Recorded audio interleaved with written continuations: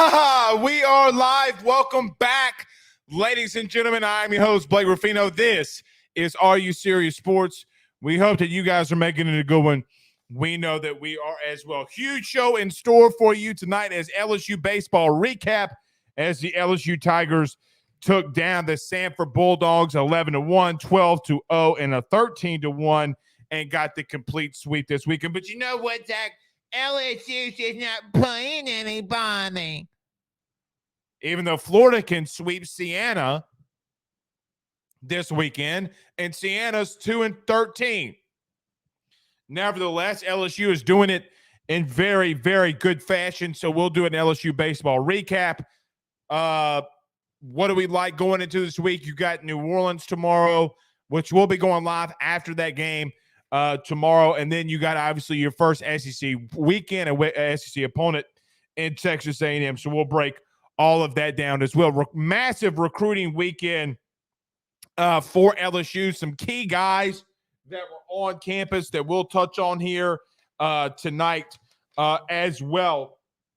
We will touch on the LSU football recruiting as LSU is on spring break. And as you saw, we posted this. Jaden Daniels is back out in California working with quarterback coaches to prepare for the season. We'll touch on that as well. And Carter, the Power Bryant, joins us like he does every Monday at 7:30. So when he comes in, any questions, thoughts, concerns, we can get to it. Also, Will Wade, and we'll probably bring this up before Carter gets here. Will Wade is announced as the next head coach of men's basketball at McNeese. He had a question today in reference to his time in Baton Rouge and the current investigation. We will play that first out of the break as he just alluded to his time in Baton Rouge and what LSU fans should truly take away from this, if really anything. Also, Saints Twitter might explode today as Nick Wright from First Things First absolutely trying to expose the Saints in these salary cap issues, which the truth is he's not wrong, as David Onyemata is going to the Atlanta Falcons, which gets a $10 million cap hit for the New Orleans Saints. So you kick the can down the road a long time. Sometimes it's going to come back and bite you in the arse. So very, very fun-filled show here today. We're excited about it. That is for sure. A couple of comments, though, before we get rolling. Zach says, who? Siena. Siena is who Florida played. And I will say this in due confidence. Just a smidgen, just by a very small smidgen, Jack Caglione is the best freshman in the country. Jack Caglione is the best freshman in the country. Well, you could say, well, Blake, Jared Jones hit a ball that's literally – Jared Jones hit a ball so high in the air and so far, a Chinese air balloon couldn't follow it. Hashtag Lynn Rollins. By the way, Lynn Rollins was in his bag this weekend.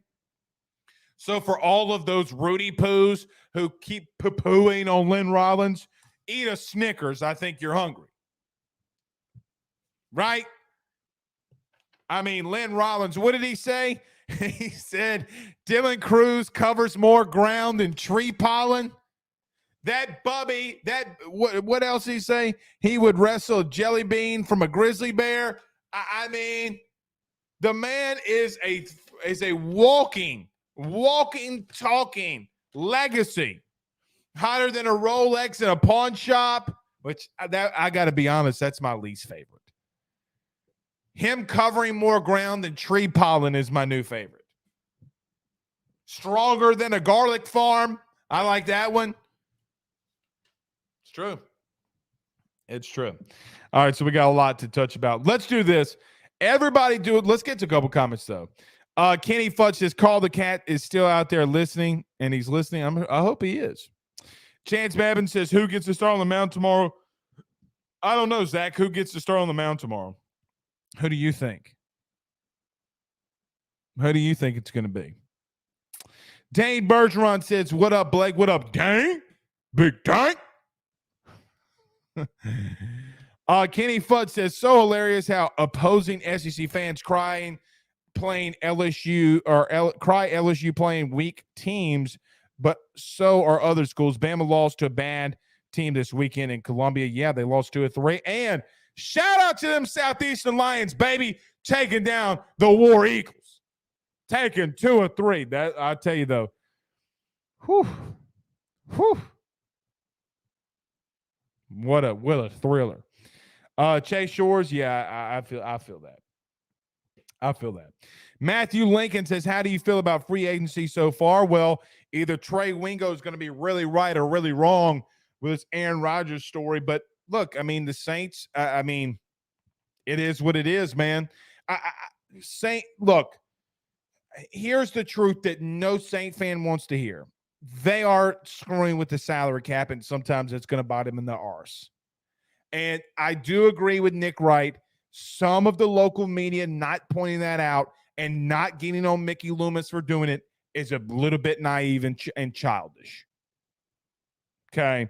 You can call out Mickey. Okay. You can't have a $10 million cap hit when a guy's playing for your rival. You just can't have it. If the Saints were to play a team right now, you don't have the interior defensive line to do it. With all due respect, and he's my dude, are you going to go get Braden Fehoko? Is that what your starting defensive tackles are going to be? Braden Fehoko. So I think Braden's a good player. I mean, hey, look what he's done in the NFL so far. You know, so I mean, he would fit that locker room. You got Shy Toto going to the Panthers. I mean, it's aggravating at best. So is what it is. Kenny says the war chicken. Blaine says women's basketball March Madness is upon us. That's true. I didn't think they'd be a 3 seed. Now everybody's trying to justify it, but there's no reason to justify it. No reason to justify it. All right, let's do this. Everybody do us a favor by hitting the like and share. Share to all of those social media pages. Share, if you're especially on Facebook, share to all those groups as well. Share to those social media groups. If you're listening to us on YouTube, like, subscribe, notification bell. Do us a favor. Share it to Twitter, share to Facebook. We appreciate you doing that.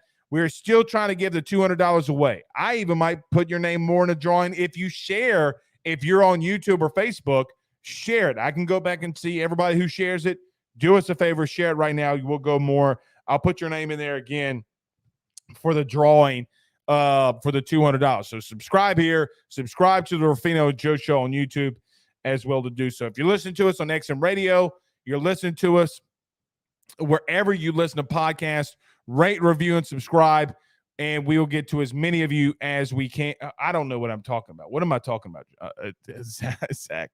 We thank you for subscribing to wherever you listen to podcasts. I'm trying to pull up this Will Wade thing so we have it out of the break. So I'm being clumsy as hell. Being so clumsy as hell. All right, let's do this. Let's talk about our good friends over at GM Varno & Sons and our good friends over at betonline.ag. Talk about Will Wade next. What's the impact? BetOnline is the fastest and easiest way for you to wager on all of your favorite sports, contests, events with the first-to-market odds and lines. Find reviews for all the news for each league, including Major League Baseball, NFL, NBA, NHL, combat sports, college sports, esports, and even golf. BetOnline continues to be the top online resource for all of your sports information for live in-game betting, props, and futures. Head on over to BetOnline today and use your mobile device to join and make your first sports bet. Use our promo code BELIEVE50, that's BELIEVE50, BLEAV 50, to receive your 50% off welcome bonus on your first deposit. That's betonline.ag, betonline.ag. With over 65 years of experience, nobody is better equipped to service in your vehicle than GM Varno & Sons. RV repair, big rig overhauls, motorhome chassis, routine maintenance, tire rotations, tire sales. No job is too big or too small over at GM. If you break down the side of the road in the greater Baton Rouge area, they will come and get you. And the best thing about that is that they can come and get you, and then they can bring your vehicle back to their shop and start the repairs right then. Again, GM Varno & Sons. Go see them over at 2500 Fuller Boulevard. Give them a call at 225-664-9992. 225-664-9992. Tell them your good friend Blake Ruffino sent you on by.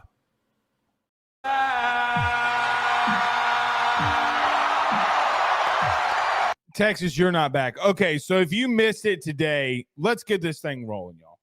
Let's get this thing rolling, y'all. If you missed it today, Will Wade, former LSU basketball coach, was announced as the next head coach at McNeese. Now, I know what a lot of you are going to say. I know what a lot of you are probably thinking. Why are we talking about Will Wade?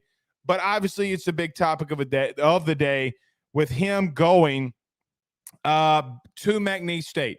So earlier today, I think that this is really key for us to hear.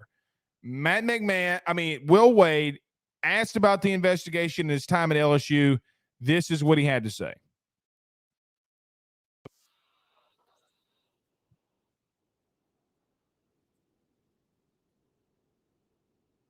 Zach, you can hear that?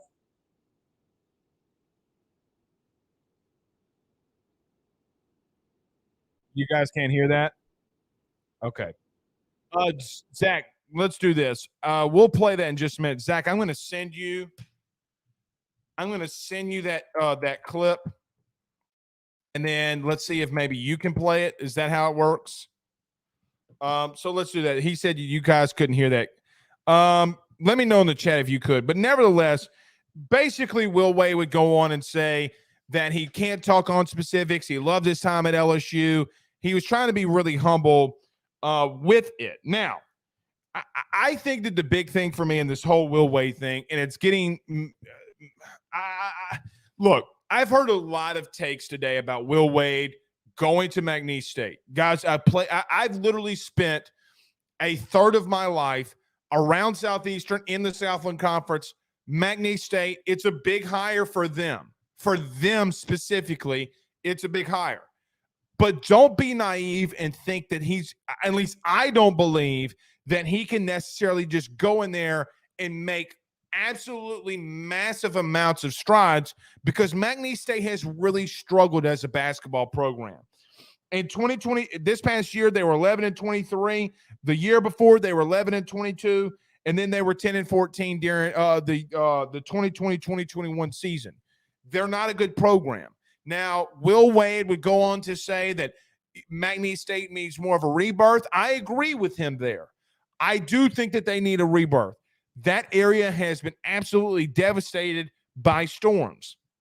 That area needs a rebirth. And then he would go on to say that my career needs a rebirth. Newsflash, it does. Will Wade is admitting that he needs a rebirth.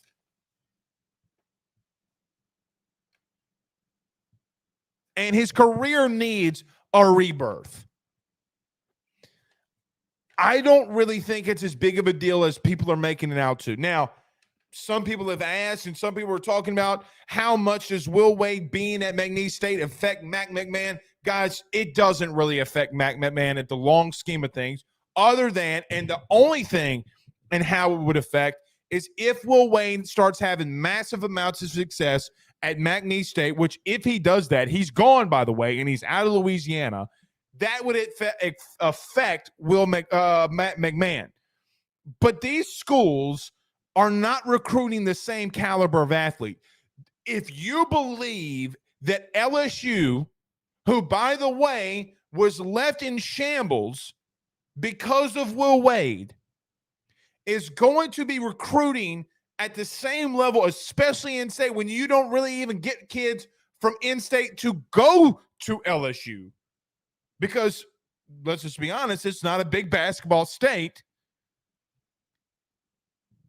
They're not on the same level. McNeese is not on the same level as some people try to dare them to be. It's not a shot at McNeese, but their athletic director today, Heath Schroyer, literally made the comment that when he was making the basketball search, that he called hundreds of people around the country and they told him McNeese State is a sleeping giant.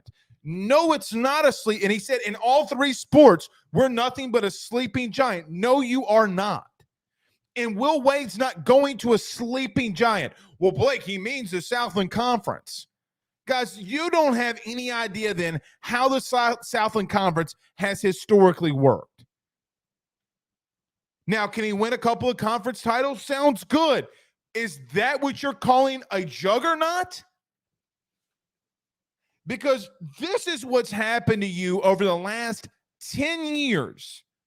And the massive sport of football. You went 8-3 against Southeastern. You have losing records to most in-state programs.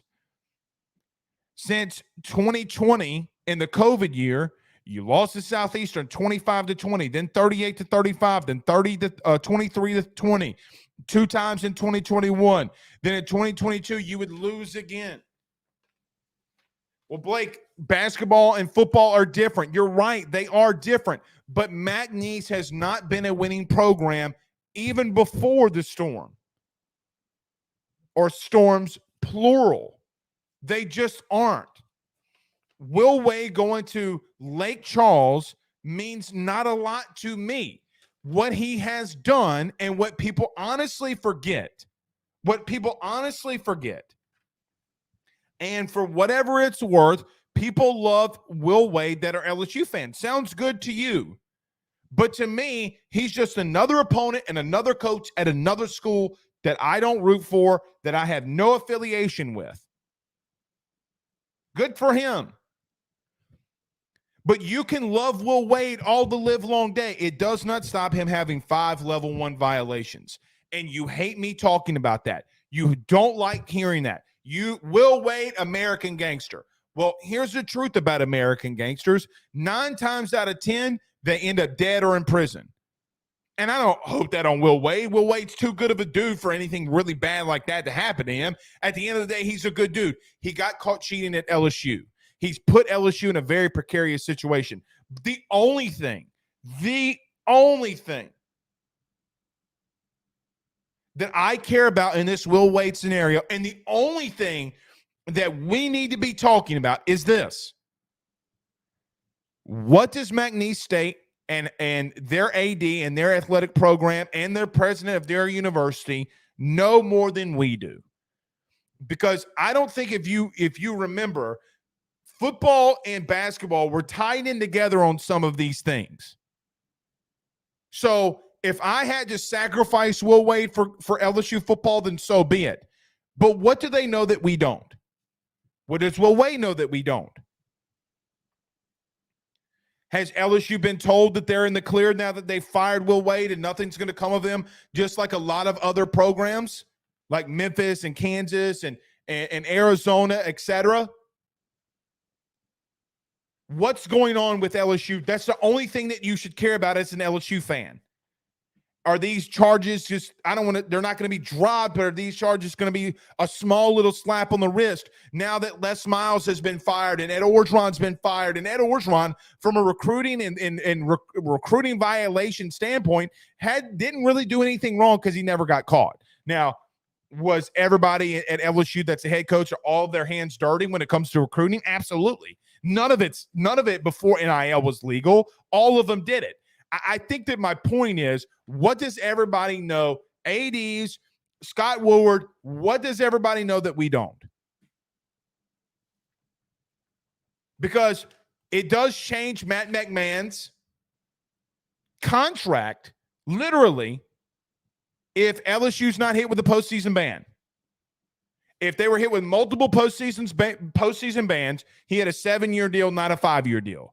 And I think that there's an incentive bonus if he's hit with scholarship reductions and things like that. What do they know that we don't? Because that ultimately does affect LSU. But I'm not going to come on here and rehash all the stuff that Will Wade did at LSU, good, bad, or indifferent. He was a good basketball coach. He is a really good basketball coach, and I don't think that you can deny him that. Will Wade literally is 105, was 105-51 at LSU. He didn't do a bad job, but he left you in some really dire need. Zach, you got that video? I could have swore I sent it to you. I'm going to tag you in it. Tigers Avenue.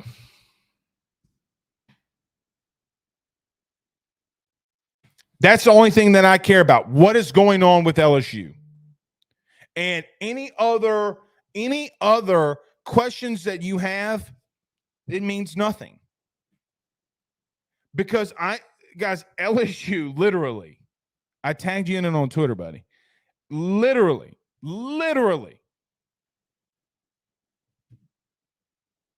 has to rebuild with Matt McMahon.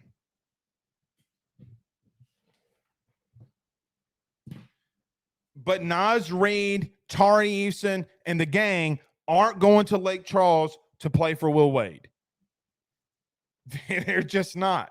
And you know what? If they want to schedule Will Wade versus and McNeese State versus LSU, I'm of the competitive nature and thinking, bring that on. Bring it on. But this fandom that some have for Will Wade, to me, is so silly. And the truth be told, in all of this, don't worry about it, Zach. The truth in all of this is I'm just ready to move on from him. I'm just ready to move on. I don't know if you are in the same boat that I am.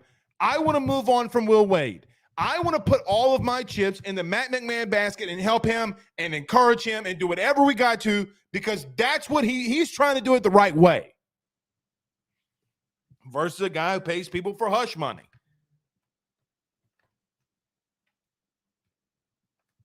Bill Self was never on the FBI wiretap, guys.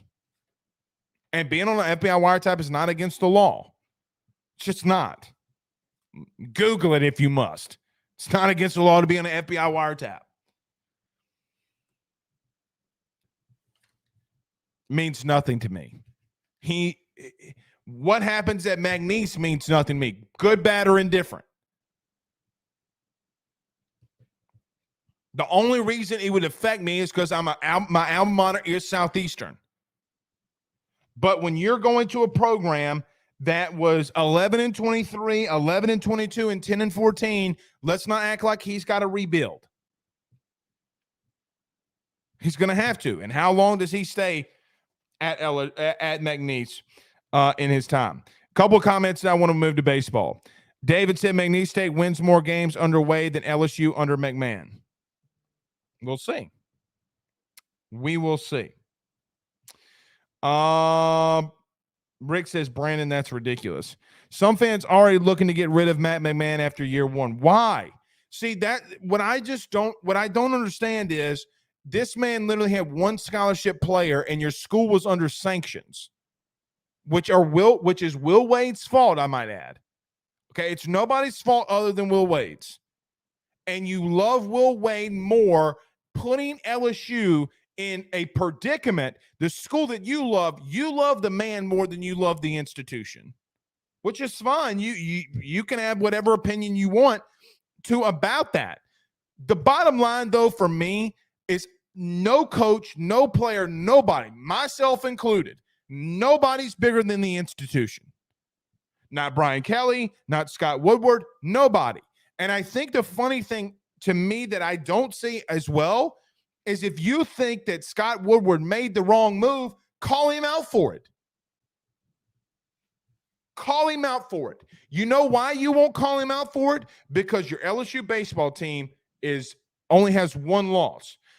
Under Brian Kelly, you literally just won the SEC West, and Kim Mulkey is running shit.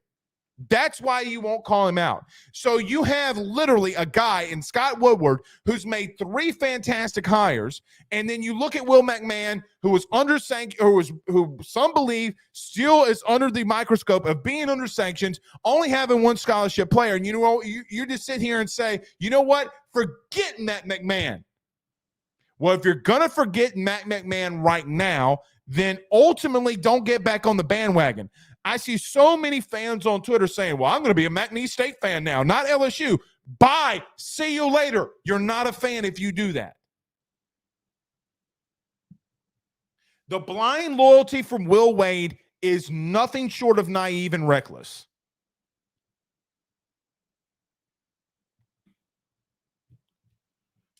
Jordan, no, he won't. No, he won't. You can hate him, you can hate me for saying it, love me for saying it. I just don't care anymore. But I do not love any man more than the institution. The only person close in my lifetime may be Burrow, and he doesn't even touch that.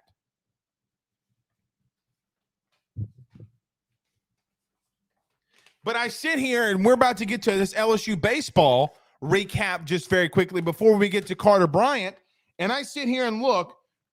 This time last year, as we transition here, did you know in baseball this time last year you had been swept by Louisiana Tech twice already? You got swept by Tech. Oh, but Jay Johnson. And then I hear Blake, NIL this, NIL that. But if you would pick up the phone and find out what they're trying to do at the PMAC right now, which they're trying to do a lot of different things. And guys, this takes time and money. Time and money, then you wouldn't say anything. You wouldn't say a word. You wouldn't bat an eye. But some people, we talk about big J journalism. Some journalists only share the knowledge and the stuff that they get, right, wrong, or indifferent, to benefit their narrative. I know for a fact that your athletic department talked with 17 massive boosters over the last 9 weeks. 9 weeks. Over the last 9 weeks, their main conversation is how do we upgrade the PMAC? How do we upgrade Alec Box? That's the conversation.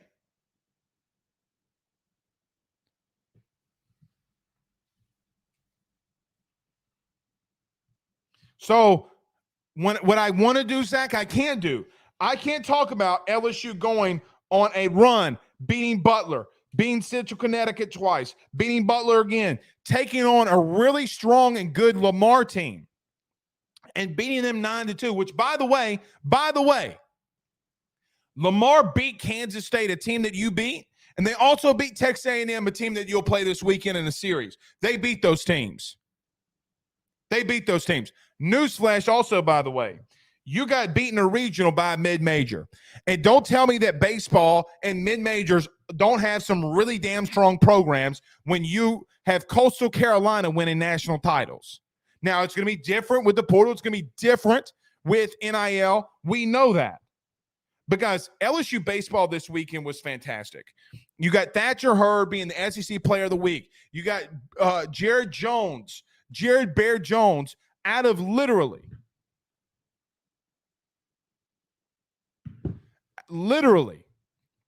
out of the great state of Georgia, having 6 hits this weekend. 6 hits this weekend. 4 of them going over the wall. That is unheard of. That is literally unheard of.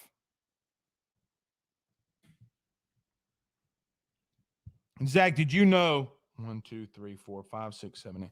In the last 8 games, LSU is averaging 13.38 runs per game. They have literally shattered their run rule record. Their mercy rule record. Shattered it. They're only giving up. And here's the biggest thing. Here's the biggest thing for me. Guys, their ERA right now is below 1 over those last 8 games. You're only giving up 1.25 runs per game, some of them unearned because of error. You have a 990 fielding percentage. Guys, you literally are 0.030 points better than you were a year ago, which is damn near elite in its own right. And I will add here before we get to Carter. Let me add this. Last year at this time, like I mentioned, you had got swept by Louisiana Tech. Swept by Louisiana Tech. You still go 17-13 in the conference. You still get to a regional. And is this team right now not better than the team from last season? And if so, you're going to have to explain to me how that happened. I mean, am I wrong? Didn't LSU go 17-13, Zach, or 15-15? Did they break even? Look that up right quick. Did they break even? Hold on. I thought they went 17-13. Let's look this up very quickly. Very quickly. Very quickly. No, LSU went 17-13 in conference. 17-13 in conference. So are you going to convince me? Are you going to try to convince me that the conference is much tougher now and the schedule that you have in conference is much tougher now than it was a year ago? Guys, you probably don't have the SEC East champion on your schedule this year, which will probably be Florida. You got tough competition. You got to take on Tennessee. Arkansas, it looks as maybe a little bit down than what they normally are. You got to play Missouri. Maybe that one's a little tougher, but they're not better than you. You got a down A&M team, it looks like. But you're not playing anybody? Spare me. When you're scoring 13.3 on runs per game. You're the best offense in the country right now. And when I got Florida out here playing the University of Siena, which none of you know where Siena is, and we're not even talking about Italy anymore. I just don't get it. And the pitching staff's been elite. My word. My word. Paxton Kling's another dude. Which, by the way, he's a dude. Like, he's a dude's dude. He's a dude's dude. All right. Want to talk some LSU football? I do too. No, you know who we do that for? And you know who we bring on Mondays to talk about it? Carter the Power Bryant. But before we get to him, I want to give a special shout out to our good buddy, Carol Foss over at State Farm. It is his birthday today. So if you know Carol, do us a favor. Go over there and tell him happy birthday on Facebook, Twitter, wherever you can. Happy birthday to our good friend Carol Foss over at State Farm. Let's talk about him next. Back in 45 seconds with our good friend Carter Bryant from Power Hour LSU. Guys, you might know my good friend Carol Foss and all the great service that he provides over at State Farm. He is your good neighbor after all. But did you know State Farm has surprisingly great rates as well?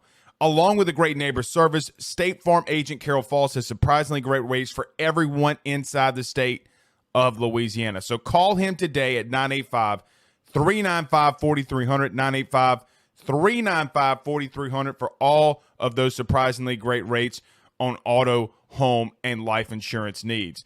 Like a good neighbor, State Farm is there, and individual premiums will vary by customer. All applicants subject to the State Farm underwriting requirements.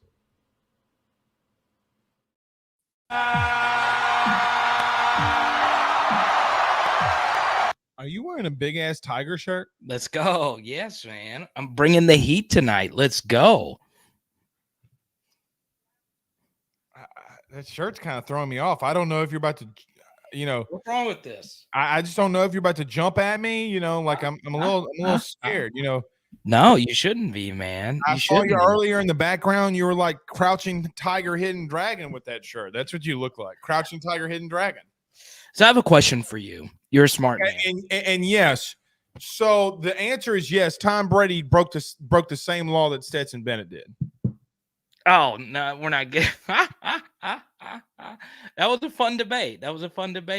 On my channel. It's true, though. It is true. They did technically break the same law. But one was knocking on doors. Yeah, can you confirm that? Well, it said according to the police. According to whom? The police report. So, were the police there? I don't know. I don't know, but I don't think anybody. What if it was like Chris Carter said? What if it was one of his buddies and he just ran? It could have been. You don't know. I don't know a gazillion %, but Tom Brady throwing a Lombardi trophy from one boat to another is not the same. I could almost say attempted damage to property. The Lombardi trophy is not his trophy. Yeah, it is. It's Tampa Bay winning the Super Bowl without Tom Brady. Doesn't matter. It's not his property. But if you're Tom Brady, you can do that. If you're Stetson Bennett and you win 2 national titles back to back, you can drink Pappies and walk down the sidewalk all the live long day. You know what? If he was I'm all for it. If he would have done that at LSU, not only would I have bailed him out. Let me ask you this. Okay. In your lovely home with your 2 kids and your lovely wife. It's different because I live in the boondocks. It's not different though. If drunk anybody is knocking on your door at 7 a.m. I don't think that's egregious. 7 a.m. That's not egregious. But anybody in the chat, feel free to chime in. If somebody is knocking on your door drunk at 7 a.m, what are you going to do? I'm interested in what the chat has to say. All right. Well, everybody's saying that you hate Carol Baskin because of your shirt, but I don't. Carol Tiger King. Carol with an E. Carol Baskin. That. The one thing that annoyed me the most about Carol Baskin is that she's a lying psychopath? No, it's not that. It's that she spelled her name with an E at the end. That just lets you know. Carol with an E? Yes, there's an E at the end of Carol Baskin. That always that fits properly where it needs to in her name. Exactly. But no, I have this question for you. Because I always find these decisions interesting. So I'm a huge Patrick Peterson fan. Talked to him a bunch when he was at LSU, interviewed him a bunch when he was at LSU. He wants a ring and he signs with the Steelers. Let me ask you this, Blake. They're not winning. You don't think the Steelers are Super Bowl contenders next year? Hell no. I wish PP7 would have signed somewhere else so he could be on a contender, but maybe the Fighting Kenny Pickett. Hell no. They're not winning. But PP7 might take them to the next level. He is a goat. And I might lose 142 pounds and have rock hard abs. I mean, there's a lot of things in this world that might happen, but no, they're not winning. Look, here's the truth. I think Pat Pete's a little washed at times, but he always is smart enough to come down with a pick or two to win you a game. Right. And that's why you sign him, because he's going to win you a game or two. And it's so massive that he can do that. I mean, he's an above average corner. Let's call him what he is, Carter. I mean, well, at this point, I think he would say, because he's a very honest guy, right? Probably the most honest LSU football player I've ever interviewed. No doubt. He's going to tell you how it is. He is straight up. You want to hear a very funny story? Let's hear it. Let's go. Southeastern Louisiana played outside of Atlanta, and I was in a hotel room. So Peach Bowl, 2008. LSU was staying in the same Marriott hotel. Oh, cool. Jiron Taylor and Brandon Taylor. Ask Brandon Taylor to confirm this story if you must. Okay, yeah. Jiron Taylor, a.k.a. Mama Taylor, who was on the football team and was one of my best friends. Yeah.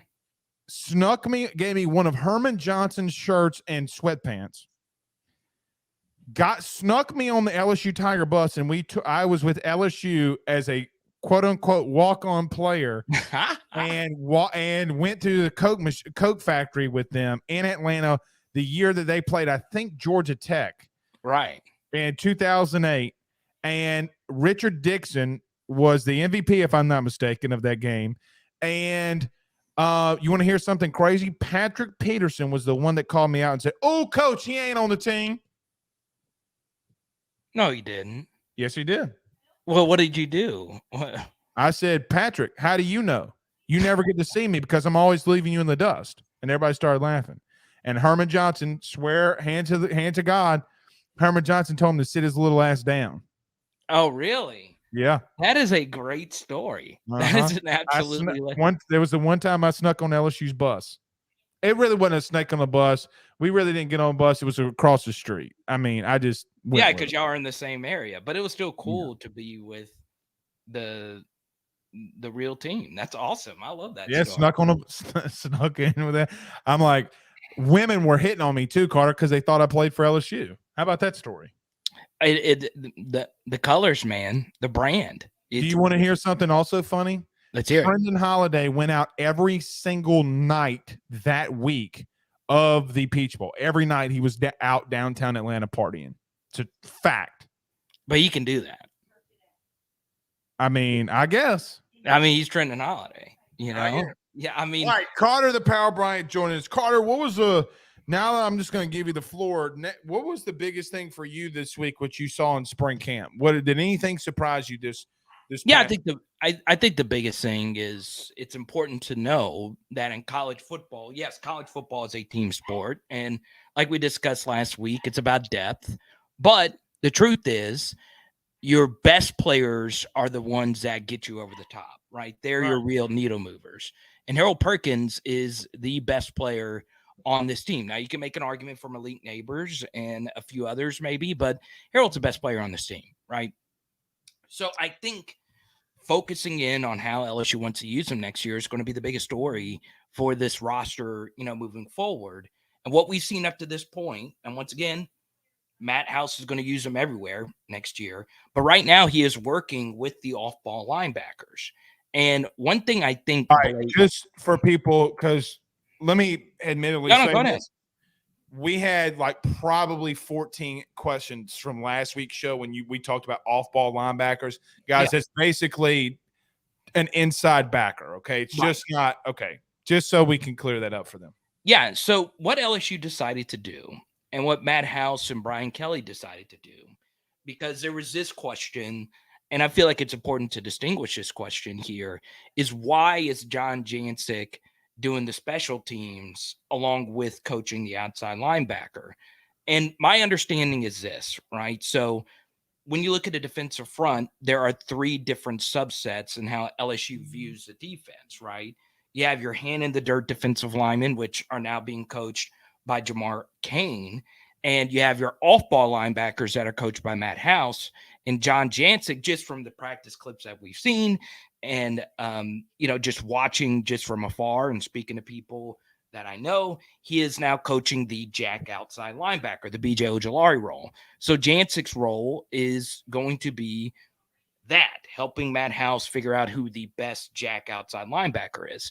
Now, what's interesting about that is Harold Perkins played that role some, not quite, but some in some pass rushing situations. And right now he is being worked with the off-ball linebackers, and that jack outside linebacker is right now looking to be occupied by three separate people. You have Jackson Howard, the true freshman coming in from Minnesota, who's at camp right now. And then you have two very experienced transfers that have played a lot of football in Braden Swinson and Ovia Gufo. And their numbers are simple, 11, 13, and 17. Typical LSU numbers too. Right. So that is, to me, the biggest takeaway from this. Now, Harold Perkins is going to play everywhere because that's what he can do. I call it the perk role. But how they decide to use him moving forward is going to be key, because he is a national championship winning level defender like the Grant Delpits, the Patrick Petersons. He is of that echelon just based on what he did this last year. So how they move him and how they use him moving forward is going to be interesting. And also, Blake, I know you've gotten a lot of these DMs as well. I've gotten a lot of these DMs as well. A lot of people are disappointed that he changed his jersey number. I don't. Well, I could absolutely care less. Same here. It's a single digit. Every player, if you played, I mean, Jamar. I mean, Kayshawn Booty went to number 7. Just know when you buy an LSU, it doesn't matter. Yeah, dogs will be dogs no matter what toe polish they wear. Well, I will say this. There are a lot of people disappointed because they bought a lot of Perkins number 40 uniforms, and I get it. I totally get it. Well, support the kid now. He makes money from the jersey sale. Yeah, so if you really like him, buy another Perkins jersey, or, hear me out, understand when you buy jerseys moving forward with the transfer portal and all of that, players leave. Players change jersey numbers. That's just how it works. So I know a lot of people jerseys. It's number one reason why I don't buy jerseys. Well, if you look, I got my Patrick Peterson Vikings jersey up here, and I don't even like the Vikings. I just love Patrick Peterson. But I don't know if I'm going to get a Steelers jersey now. I don't know if I'm going to get a PP7. I wouldn't do that. Well, he's not going to be able to wear number 7, so I'm definitely not going to. I wouldn't do that. But yeah. All right, so about Harold Perkins, but Brian Kelly did kind of allude to that he won't move around as much. What do you think that means? Well, it could mean a lot of different things. I still think if this is what I would do if I was LSU, I would still use him the same way that I used him last year, because that's what he does best. I mean, he won LSU a lot of football games, and honestly, if you go look at how these games are actually played out, and I really mean rewatch a lot of these games, there are some that LSU is not winning last year without him. Right, the Mississippi State game changed when he started being featured in that game. The Ole Miss game changed. We remember the iconic Lane Kiffin quote after the game. The Alabama game changed with what he did to Bryce Young, causing nightmares, to where Mina Kimes of ESPN, who has a huge national following, said, "Hey, I'm trying to study Bryce Young. I can't do it. Harold Perkins is destroying the game." I remember that. And then, of course, the Arkansas game, which will always be known as the Harold Perkins game. So, I mean, this guy is huge for LSU next year, and he just changes everything. He makes a lot of people look better than they are because of his pass rushing ability, and just pre-snap not knowing where he's going to be, pre-snap knowing as a quarterback, I cannot outrun this guy. Malik Horn, and now you got to account for an outside backer when, truth be told, you need to be accounting for the middle backer. I mean, right. For people that don't understand, like when you hear in the NFL, 54 is the mic, 54 is the mic. Now they're going to be calling out 4 instead of 54. He's a nightmare. And I cannot. And he looked bigger, Carter. I got to admit, he looked bigger. I mean, not from the waist up, pause, but like I thought that he just looked bigger. I think Jane Daniels looked bigger. I mean, I posted a photo today. He's huge. I wouldn't say he's huge, pause. I would just say he's getting bigger. Carter, I don't like him playing on the inside at all. I think unless he got significantly stronger, he has no business playing in there. Zero. Right. Go turn on that Georgia film, and until I can see him playing on the inside consistently and doing some good things, he has no business playing there. None. Because as soon as guards get their hands on him, bad things happen. Really bad things happen. Again, he's not ready for that position. Everybody alludes to him being a spy in the middle. That means nothing. That's not. I'm talking about strictly run game. And he's got to get better in coverage. Okay. Right. No, I agree with you. So I will say that. You know what's interesting, Carter? Speaking of you brought up Bama. I know you're the film study guru. You are. I mean, you're the GOAT. Look at this photo right quickly. Let's see what we got. Oh, Josh Williams, baby. Okay. Do you see that black line? Yeah. That's the line of scrimmage. Yeah. Do you know who number 31 on Alabama's team was last year? That's the potential number 1 overall pick in the NFL draft right there. It's crazy that his ass got driven 10 yards off the football 4 straight plays in a row, isn't it? That's crazy. It's still wild to think. Thought. We got to stop talking about the negativities of the offensive line and start talking about guys like Will Anderson by a true freshman and Emory Jones getting his absolute ass handed to him. Yeah. That was a really good game by them. It was crazy. No, go on. Is it the best game that they've had since 2019 of the offensive line? I think it is. I don't think it's close. Yeah, I mean, especially as that game moved forward when it mattered the most in the fourth quarter. Yeah, absolutely. Everybody listen on audio too. I'm sorry, you'll just have to go watch the clip. But Carter, I think that this offensive line, Mason Lunsford, 6'7", 305 pounds. Watch out, man. You get some road graders. I will add 2 things to this. All right, go ahead. Will Anderson only made 1 play in that game. That physically dominated, Carter. Yeah, he physically dominated by Emory Jones. He made 1 special play in that game and ended up being a touchdown on the next play to John Emery. And outside of that, LSU did a really good job blocking him. And there were some times where I thought Bama could have used Will Anderson differently last year, but still, he's one of the best players to ever play in the SEC, and LSU did a really good job of blocking him. Now, something else, there was an interesting tweet today, and if you want to go check it out, go to @PowerHourLSU on Twitter. Did you see this tweet that Mike Golick Jr. put out to go along with your offensive line? Are you talking about the Brian Kelly and the $500 million? Yeah, so for those that don't know, Notre Dame had this offensive line in 2015 that was, legendary, right? And all of them signed huge second contracts. Massive. And, I don't remember an offensive line having from one unit having this much money. It was like Quentin Nelson. It's never happened. Yeah, it's the highest in NFL's history.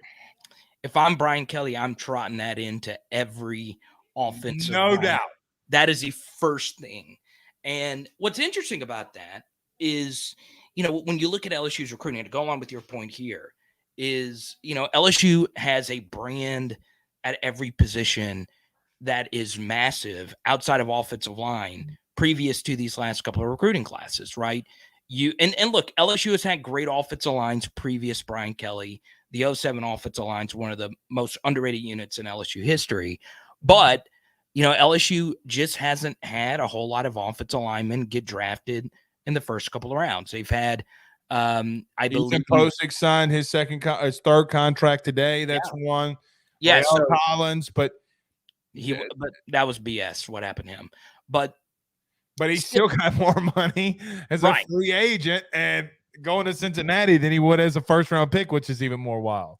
And what Brian Kelly's going to try to do is make LSU known for its offensive line, right?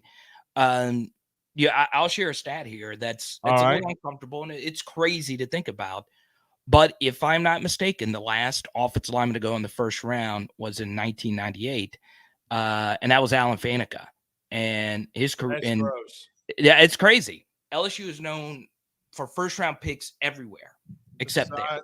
So the LSU has had what you're saying is that LSU has had a first-round pick at every position, maybe besides offensive line and running back in the first round. No, Leonard Fournette. Yeah, Leonard Fournette. Yeah. That's insane. No, it's nuts. Well, they should have had one with La'el Collins. Yeah, that was BS. Right? Okay, everything around that. Yeah, that's wild, man. That's wild. Especially when you got Emory Jones push. Can he, Will Campbell and Lance Hurd do something special? But the days of talking about that unit being so bad, Carter, I think it's done with now. On my SEC show earlier before this show, that offensive line is going to about to really be tested. Okay. When you talk about Braden Fisk and Jared Verse on the same side of that defensive line, Carter, that is a nightmare. And I will tell you now, you're a college football historian. Can you remember a opening game now that you see Braden Fisk and Jared Verse and Finchel Cypress, the mainstays of that defense? Do you remember a more highly anticipated game in week one in non-conference than that one? Because I can't remember one. Yeah, would you have to go back to LSU, Oregon? Yeah, that was the biggest. And that game was so big in Dallas. I remember Dan Patrick show was there. I mean, they had the Nissan Heisman House. I mean, it was right. I remember that. Dude, there were so many people. I remember the night before, bars in Dallas running out of alcohol with all the LSU Oregon fans there. It was crazy. That was one of the craziest neutral site games I've ever gone to. And this one is going to be on that level, especially considering this, right? So I've gotten to know some Florida State fans from the game last year. They are going all out, and I follow a bunch of them now. They are all in on this next year's team, and for good reason. I don't think that they're wrong, Carter. They're my favorites right now to win the ACC, barring like a massive injury to Jordan Travis. Yeah, and what I think is very fascinating is that was one of Jaden's better games last year. You think it was? I do, if you factor in, game one, all that stuff. And the offensive line wasn't properly set for the rest of the year, and he had to overcome that. I thought he was superb in that game. And look, he kept us in it. If it wasn't for him, it wouldn't have even come close. Him and Jure and a few others. So yeah, I went back and watched that game 2 nights ago. It was so sickening.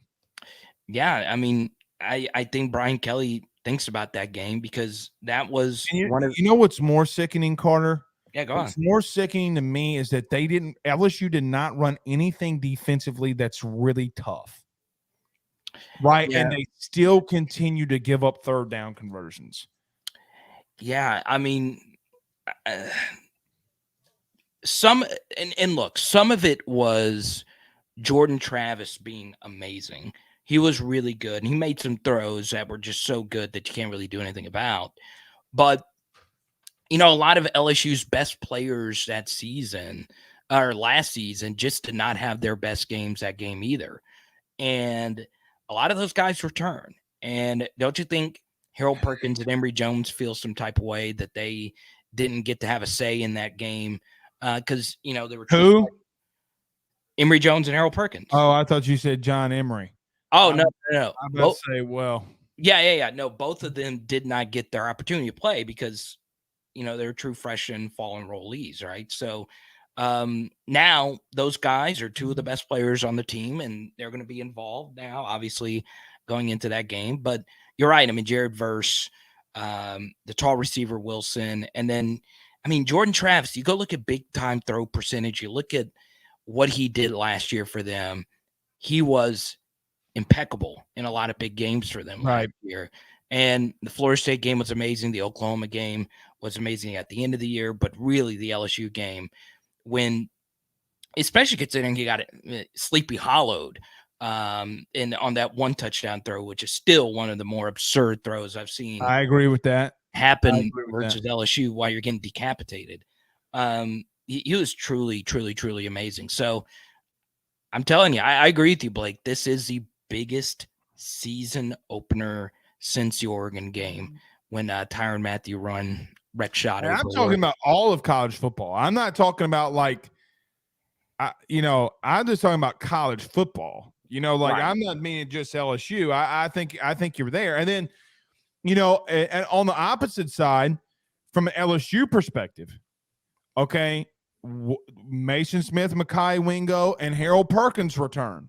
Right. So you're now in a scenario where man, I mean, it's just I don't know. I don't know. And I think either team, that whichever one comes out victorious, Carter, you really have a manageable schedule until you get to Alabama. Like you can pull it off. Okay. You can. Obviously, the biggest worry for me is that stat that you brought in here last year. Mr. Blake, what about back-to-back road games like that? I hate stuff like that. It's hard, man. But Carter, do you remember how nervous I was for that game last year against Florida State? And everybody told me I'm stupid. And you know what is the massive thing for me is how well they run the football. It's not just Jared. It's not just Jordan Travis. Okay. Yeah. They run the football on everybody. And it doesn't matter. So we'll see. All right. One last for you, Carter, and then I'll get you out of here. I know that you're not you know what? I'm not even going to ask you a Will Wade question. I'm not going to do it to you. Who cares? Who cares about Will Wade, right? Oh, I mean. Yeah. Okay. So you did I asked you what was the biggest thing. You talked about Harold Perkins. What's the next biggest thing that you noticed from spring football that you liked?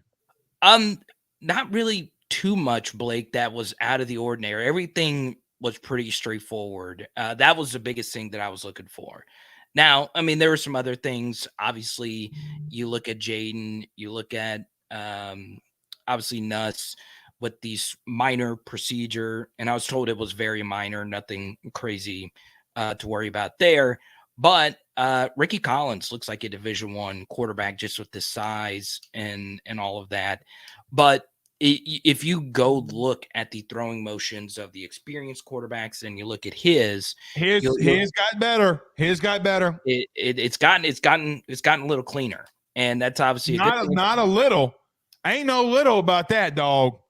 Well, here's what I'll say is I don't want to make any huge sweeping, statement about any quarterback until I see him in a scrimmage or an actual game. Because when you're playing against air, anything can happen. But when the bullets are actually flying, it's a little bit different, right? Are you going to revert back to your old ways, or are you going to be who you are now in drills? So I'm looking forward to that, but I'm very happy to get Ricky Collins on campus. And it's cool to have, a quarterback from, South Louisiana be in that room yet again. So really excited about Ricky. Obviously, a ton of people from Woodlawn watch your stuff and my stuff as well. So I am very excited to see how he develops. But other than that, Blake, it's cool to see all the early enrollees. It's cool to see Jaylen Brown. It's cool to see Kyle Parker and these guys that you follow with their recruitment all the way up. And we'll see how they continue to move. Javian Toviano wearing the 25 jersey. So is Trey Holly. Here's Trey my Holly, takeaways. Number one, I think Trey Holly was decent enough size. Good. I think he looks well over 200 pounds. Javian Toviano got reps with number one, but then Denver Harris came right back and picked off Garrett. Twice. It wasn't just once. I will say this one thing. You brought up, Will Wade a minute ago, right? I don't think, and correct me if I'm wrong, all right? I don't think from an LSU perspective, it's as big of a deal as. I think it's a massive deal. Why? I'm curious. Why do you think? Because football's attached to this. Right. They can hit you with multiple postseason bans. I mean, if you remember, LSU self-imposed their own postseason ban, even though their season was crappy. They self-imposed their own postseason ban, which, so I think it's significant. I think, when you have 5 level 1 violations come down on you and you might escape it with a slap on the wrist, sign me up. Oh, but my point was him just joining McNeese State. You think that his name just being back in the news, you think that concerns I think that Will Wade could have gone 1,000 other places other than the McNeese, but he's such a troll, he had to come back to the state of Louisiana to do it, to prove a point. It's bizarre. It's very bizarre. It's very bizarre. I don't hate that he has a job. Rick Pitino was paying hookers, strippers, and buying cocaine with his credit card that we know for a fact and putting them up in a dorm room. Spare me that Will Wade doesn't deserve to have another job for paying let's call it what it is, historically young black men from very tough situations. Okay, so spare me. But when you have hookers and cocaine in a dorm room and you're having recruits have sex with prostitutes, excuse me for thinking that Rick Pitino having a job is worse than Will Wade. No, I agree. However, Will Wade knows what he's doing with going to McNeese. He wants to troll LSU. He wants to troll Scott Woodward. And if I'm Scott Woodward, I get pissed off, get 50 NIL deals for basketball players, and tell Matt McMahon you got $2 million to work with and go play. Because what nobody knows, what I reported 3 weeks ago that nobody wants to talk about, Blake, LSU's behind an NIL, and yet they got a $20,000 to $25,000 base NIL income for every scholarship player at LSU. Want to know how they're doing good in the portal? Want to know how they're doing good in recruiting? Because they're making money. That's how. And they're going to do the same thing that they're doing with football. They've already incorporated with baseball. That's how you get Tommy Tanks. That's how you got all those dudes. Guess what? Basketball's coming. Oh, I love it. My point is, I just don't think him being at McNeese, hearing that they're going to be competing from the same recruits, I just don't think McNeese is on LSU's radar. Not even remotely close. That's my point. That is my only point. Whale stick. That's what they are. They're a flea on a whale stick. Hashtag Moby. That's nothing against McNeese. Nothing. They're the armpit of Louisiana, not Lake Charles. McNeese. I love Lake Charles. McNeese is the asshole of America. Oh, come on. That's harsh. Don't go after Cowboy Nation like that. My mama told me when I grow up, I don't need to be a cowboy. No, don't go after. Want to be a cowboy? McNeese did not deserve. Robe and ride. McNeese did not deserve these strays. They did not. Carter, where did I graduate from? I know you're a Southeastern line. Okay, they can lick my arse. I am defending Cowboy Nation. Yeah, well, you're a blithering idiot if you do, because Cowboy nothing that Nation. they do is ever good. You know what's interesting, Carter, since you brought that up? You want to hear a fun stat for your ass? 2013, lost to Southeastern. 2014, lost to Southeastern. 2016, lost to Southeastern. 2018, 19, 20, 21, 22, 22, 21 again, 22. They keep losing to Southeastern. Mic drop. Your program is ass. I'm just saying that they didn't deserve the armpit of America. There are plenty of places. He's spanking somebody's ass. There are plenty of places that qualify. Gainesville, Florida qualifies for that. There's plenty of other cities that qualify for that, but not McNeese. The Cowboy Nation did not deserve these strays. They did not. Yes, they did. No, all right. Kobe Richardson is mad at you right now. I don't care. That you can't. I could literally care less. By the way, do you think that Frank Wilson's a bad recruiter? Answer me this. Is Frank Wilson a bad recruiter? No. Why was he getting his ass beat by Frank Selfo in Southeastern? Let me tell you why. Let's hear it. Because they're not a good program and they can't get out of their own way.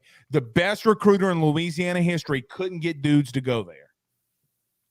And you want to tell me that Will Wade can? I don't know. I have no idea. I just don't think my point about Will Wade is just I just don't think McNeese. They're East Texas. I just don't think it's on anybody's radar after today. It's on everybody's radar for this reason alone, because LSU's tied to it. Well, let me ask you this. And just anyone in the chat, feel free to chime in on this. How many Will Wade They got 14, Bryant, and the only reason y'all have two more is because Southeastern didn't play from in the 1990s and the early 2000s. We're about to have more than you. I'm curious in the chat. How many of you are? I got to let you go. How many Will Wade super fans are out there? A lot. So whatever. All right. Continue next week. Later, buddy. Later, bud. All right. That's Carter the Power Bryant. And guys, we got to call it a night here ourselves. Until tomorrow, we'll see you after the LSU baseball game. We're going. Peace.